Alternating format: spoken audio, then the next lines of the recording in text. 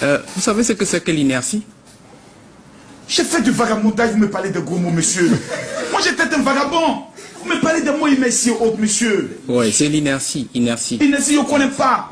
L'inertie, en fait, résume l'attitude des gens qui ne veulent pas qu'on avance. Parce que vous voulez avancer à chaque fois, dans toutes vos activités, vous voulez progresser.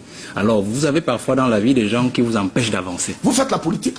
Mais il vous l'a dit dès le début, M. Macron. Pourquoi vous avez des ambitions présidentielles avec des mots compliqués pour le bas peuple? Je suis un citoyen du bas peuple, monsieur. Utilisez le langage du bas peuple. Ils ne vont pas vous comprendre. Hein? Le bas peuple, là, vous faites la politique, changez le langage. Donc, parce que ce langage-là serait très compliqué pour convaincre un peu. C'est pour cela donc vous allez dire petit de toi là, indexé, mais pour lui c'est une injure, vous m'avez insulté là. Pour lui c'est une injure. C'est pour cela que je suis en train de vous expliquer ce que c'est. C'est-à-dire c'est des gens qui sont autour de vous et qui vous empêchent d'avancer, d'atteindre vos objectifs. Ce sont des Chez nous on les appelle les mauvais passagers dans notre code de, je pourrais le dire, de coaching. Très bien, je ne suis pas ivoirien, chez nous on les appelle les inertes. Donc on se comprend maintenant. Voilà. Il y en a en Côte d'Ivoire, n'est-ce pas? Comme dans tous les pays. Il y en a autour du président Ouattara. Ok, bien sûr.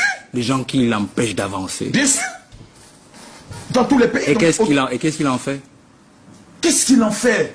Écoutez, pour l'instant, je vois la Côte d'Ivoire qui avance. Mais quand tu regardes par rapport à la cherté de la vie dans ces temps-ci, j'ai l'impression qu'il y a des individus qui sont autour du président Ouattara qui ne veulent pas le bien du monsieur. Faites-moi confiance. Quand vous avez la vie, le pain, selon les informations qui va augmenter, lui qui augmente, mais il faut des gens quand même qui sont quand même socialistes, qui vont dire au président Ouattara, monsieur le président, le peuple n'est pas content. L'homme qui est auprès du président, qui dit, monsieur le président, bravo, vous êtes un ange et autres, est le premier démon du président de la République.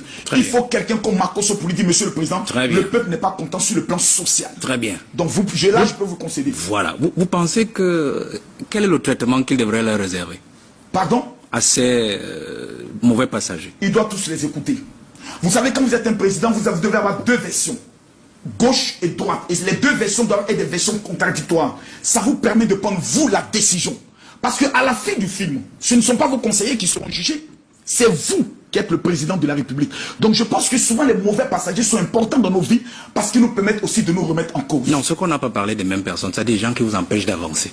Quand les gens vous empêchent d'avancer, il faut les mettre de côté ou les éliminer. Vous savez, monsieur, il y a un langage aussi qui dit « Je préfère tenir mes ennemis près de moi » dans le but de mieux les contrôler. Et si vous prenez le soin de chasser tout le monde, souvent ils partent aussi avec des secrets.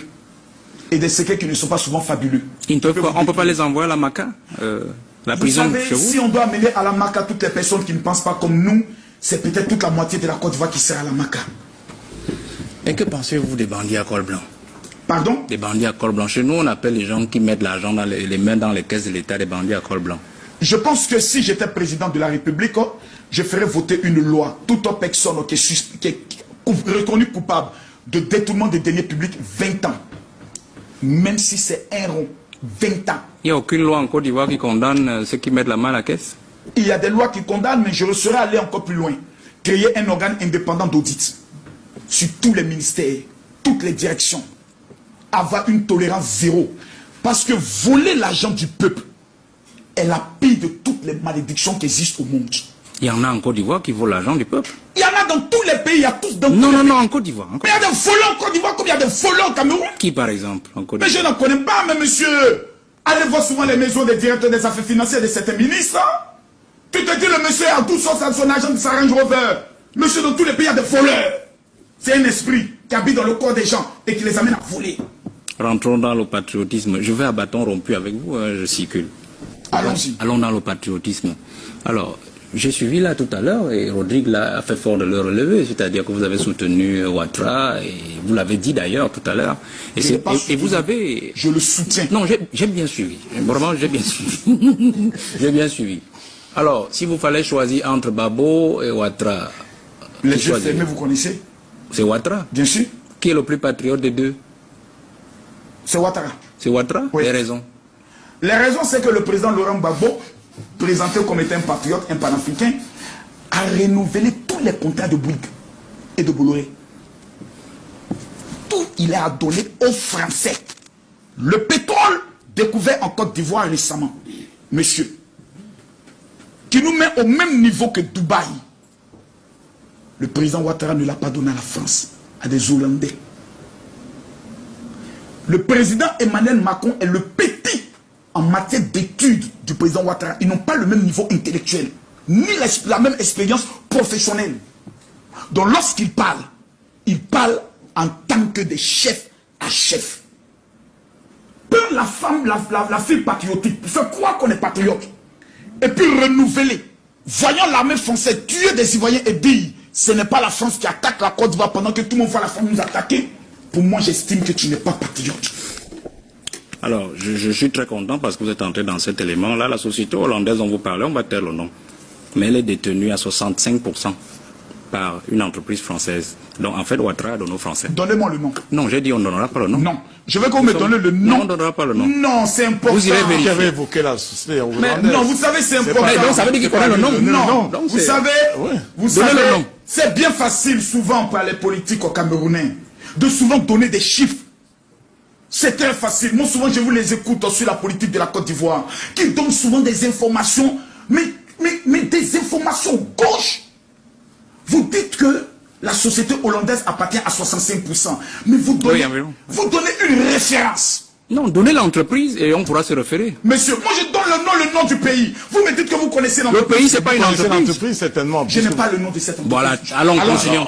Non, je sais que l'entreprise a été donnée aux Hollandais.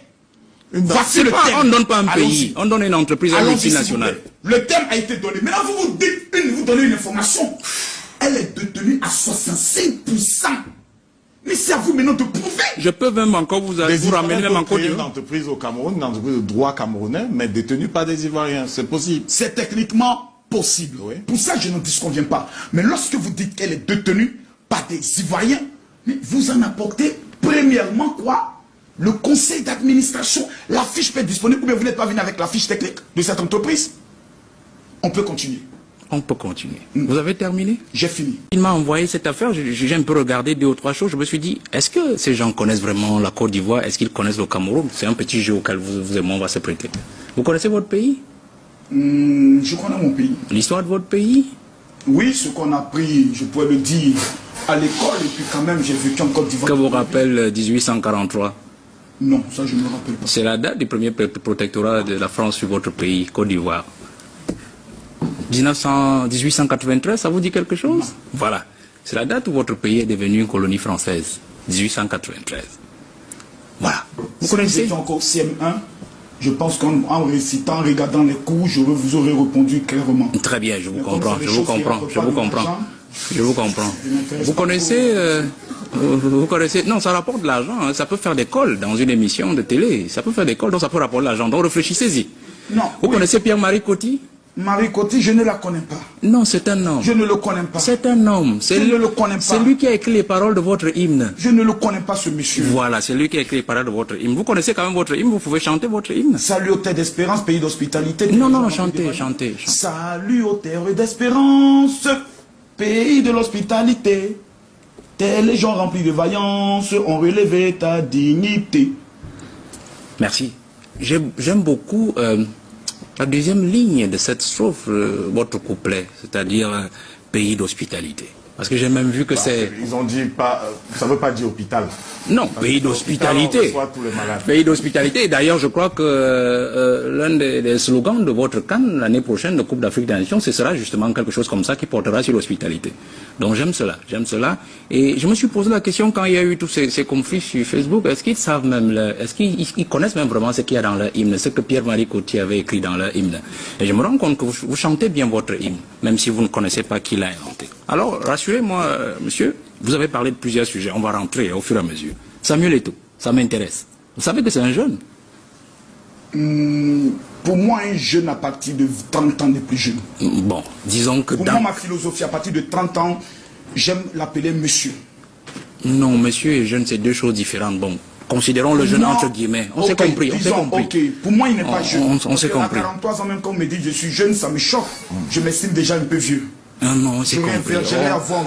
J'aimerais avoir comme 25 ans. On s'est compris. Vous avez dit tout à l'heure, vous savez qu'il est président d'Africa Foot. Il est président d'Africa Foot? Oui. Vous pouvez faire une prophétie en direct là, sur Samuel Eto'o. Il restera ou il ne restera pas? Non, Vous êtes pasteur, je parle au pasteur. Non, les prophéties ne fonctionnent pas comme ceci. Ça fonctionne comment?